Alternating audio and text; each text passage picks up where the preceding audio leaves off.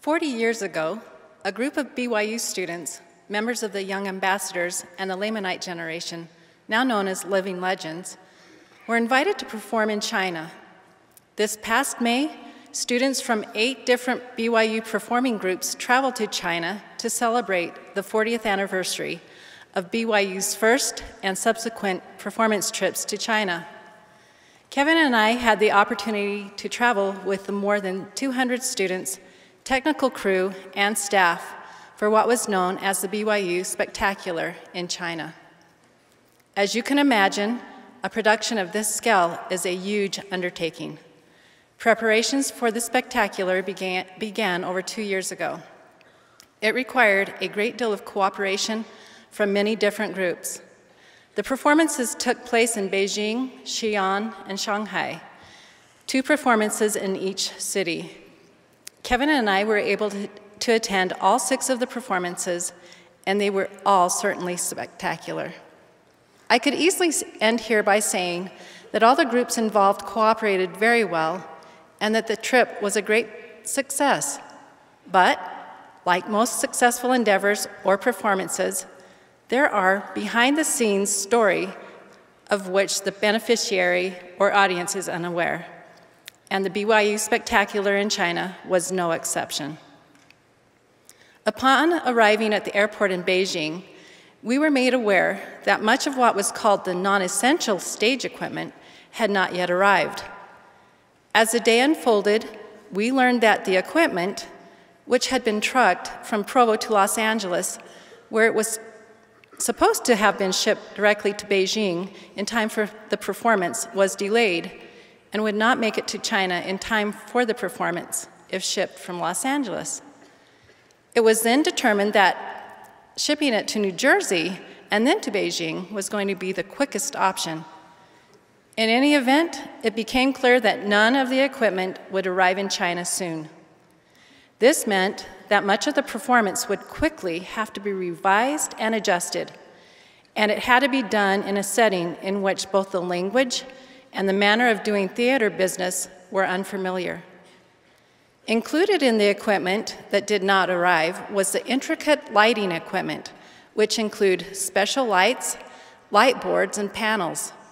The BYU crew had to rent lighting equipment and then make it compatible with the systems in the performance venues. I can only imagine how challenging it would be to work with something so unfamiliar, technical, and intricate, with some instructions being in Mandarin.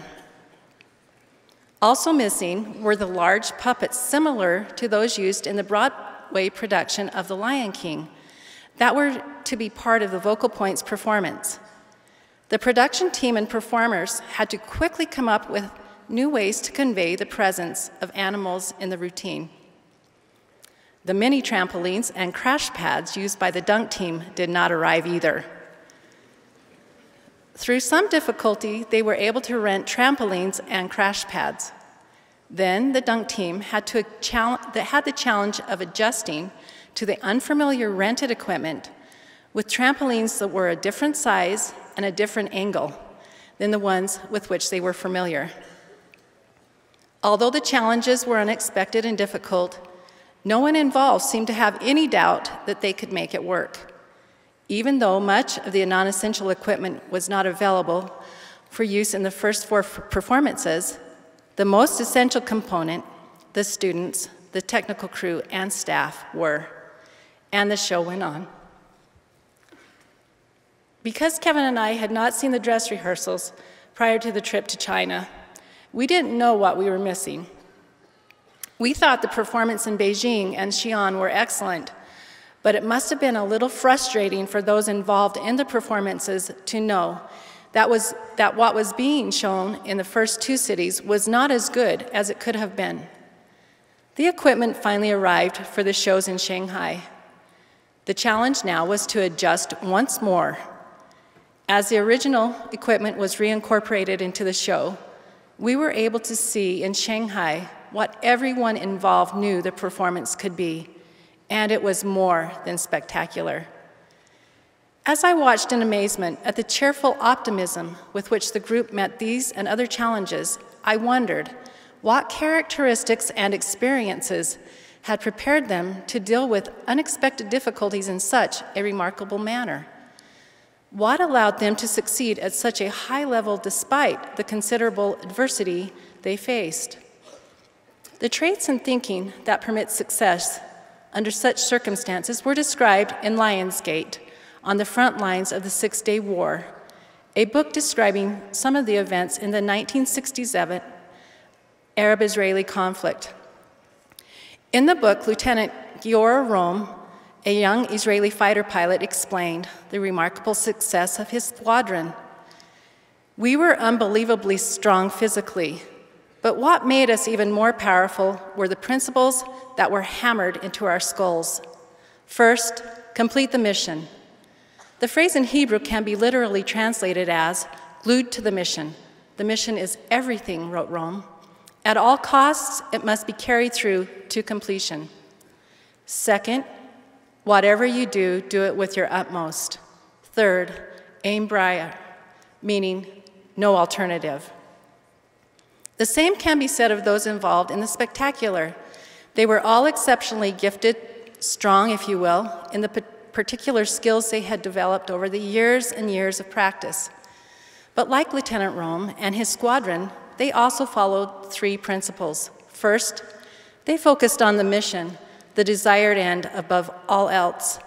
Some crew members traveled more than 3 hours in a taxi to reach a store where they hoped to find what they were missing, wondering at times with the language barrier whether their driver really knew what they were looking for.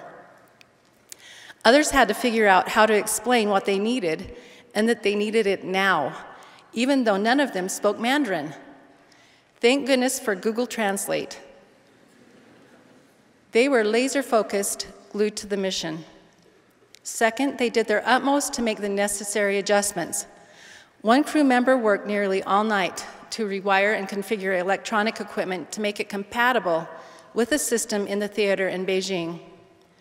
Finally, the students simply acted as if there was no alternative. They believed that the show had to go on no matter what, and so it did. As I thought about the new semester you are facing, I reflected on the many miracles we saw unfold in China. Sooner or later, you will all face unexpected challenges. Your academic endeavors, your social life, your physical health, or any other number of things may go off track. You may find that key parts of your life seem to be in New Jersey or California when they should be in China, so to speak. In such situations, remain glued to the mission, to your quest for perfection and eternal life. Remember why you came to BYU, and more importantly, why you came to Earth. Do your utmost, do the best you can, and then act as if there is no alternative but to succeed. This may seem to be the hardest step of all, and it would be if you were entirely dependent on your own efforts. But with the light of the restored gospel, you will come to see that because of Christ, there is no need for an alternative. Ultimate success is guaranteed because of him. Because of his atoning sacrifice, he has the power to help you overcome whatever you face. You simply need to stay glued to the mission he has outlined for you and do what you can do, and then he will act as if he will make up the difference, and he will. I hope that you will face this new semester with that firm faith in your heart, and I say this in the name of Jesus Christ. Amen.